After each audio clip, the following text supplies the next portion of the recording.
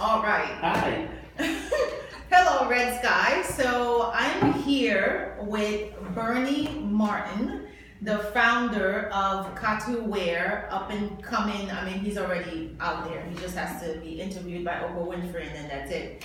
So, Berny Martin, Yes. please tell us about yourself, your background, and how did you get into fashion? Into fashion. Yes. All right. You have a couple of days. No. We have a few minutes for our audience. Sure. So tell me your background in education. Yeah, definitely. I mean, I think that my upbringing has to do a lot with how I came about to be part of what you call the art world or the world of fashion and so on. So therefore, I was born in Haiti in the period where I was left behind with my grandparents, primarily my grandmother, and then my parents were living in the United States, typical immigrant story. And then I came to the United States when I was 15, grew up in Brooklyn, did my high school, then started college in Brooklyn College, and then from Brooklyn College I went to Purdue University, got a degree in computer science and computer technology. And then from there I discovered a whole world of something that I really had a passion for. And it was through my through traveling and so on, and other friends that know me, they said, why don't you give this a shot? So you said you went to Brooklyn College, Yeah. and then you went to Purdue. Yeah. What did you study in Purdue? What did you get? Computer technology. Back then, computing was not a well-defined career path. At the time, it was like you study computer, that's it. But while studying computer, you're studying technology, you're studying graphic design, animation, coding, and networking, all the things that encompasses now, from what I understand, when you go studying computer, there's very specific elements in computer that you can study, but back then it was not the case. So did you ever work in that field after obtaining a degree? Yeah, about a year and a half, and then that's it, I'm out.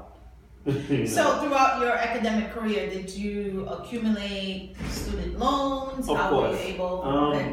Of course. I mean, my parents were not, any Haitian tycoon on, some oil money coming through or anything. Yeah, I mean, I did Sally Mae, Fannie Mae, whatever you want to call all them. of them. All the Mays, and then I still owe money. What was interesting is the fact that when I was in college, a lot of people assumed that I did not pay for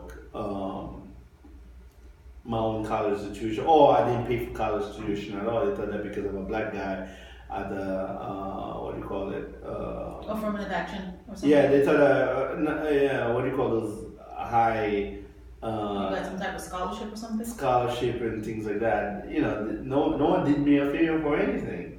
It was like hard work, and then I got loan to pay for my school. No one gave me nothing for free. I mean, I wish I had affirmative action. So while you were in school, did anyone ever talk to you about being an entrepreneur? Oh, hell no.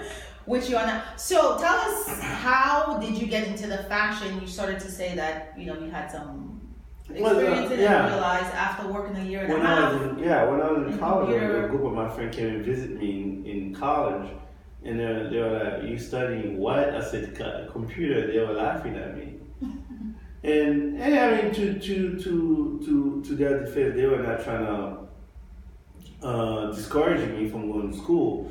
They were just trying to make me to go have the guts to follow my passion instead of like following whatever it is that society wants to fit you in. Which is to get a degree, get a job. And get a job, which doesn't really follow that kind of life cycle for real. It's a myth. In my opinion, I mean, I don't want to say white people, but most families that are very successful, they don't follow that rule. They get a job and then get an education that support that job. Versus most black families, you're told you to know, go you to to go to school, follow to the get a rules, job. and then you get a job. I mean, I'm not saying no one should not get an education or anything like that. You should. You can read books, a library, and get the same education. And I didn't get a degree in fashion to be good at fashion. It was through experience. Experience, I mean, so for those who are in college or just out of college and got a degree in X, and now they're doing something completely different, but has a passion to do something else. How did you start and realize, okay, I need to do this, this is my passion? What kind of advice would you give to someone who's trying to be an entrepreneur? Have the guts and courage. That's really what it's all about. I mean, I'm not saying to anybody should make a crazy decision. You don't know what it is, and you just say, hey, I woke up tomorrow, I want to be an entrepreneur. No, I'm not saying that.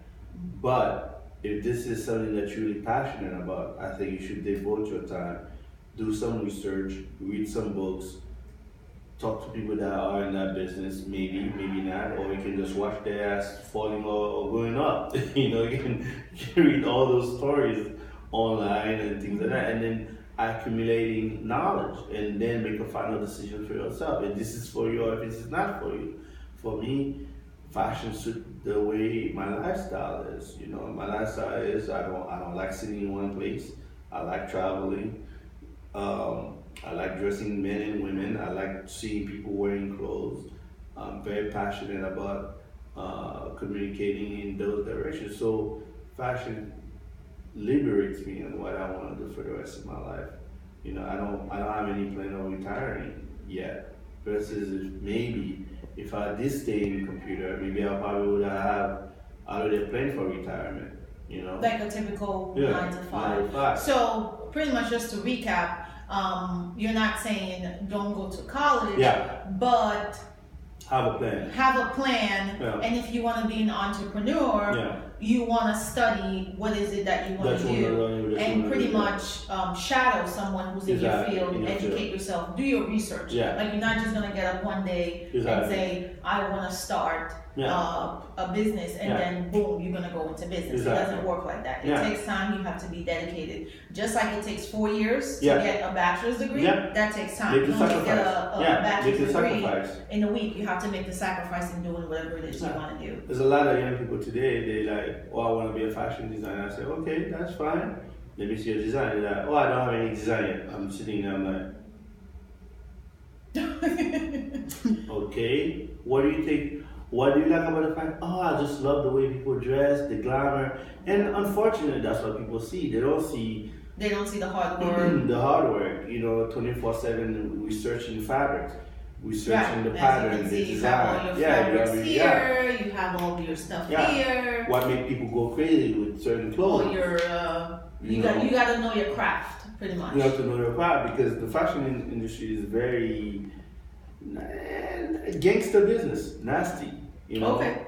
So to wrap up, any final words, last words, because we try to keep the videos pretty quickly so we can get the message out. I would say, it's not so much about just about courage, but at the same time projecting your future as well.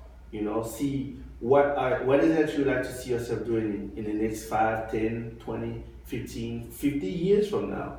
How do you see yourself? Do you see yourself miserable in the office, trying to be a lawyer, arguing cases that you don't like to be, arguing about? Or do you see yourself a successful lawyer? You know what? I want to argue those cases. You know what I'm saying? And then that goes along with any career that you make a decision out of. Awesome. And from there, life is good. Awesome. Well, thank you for stopping by and interviewing and getting the message out there. So until next time, Red Sky Speaks. Awesome.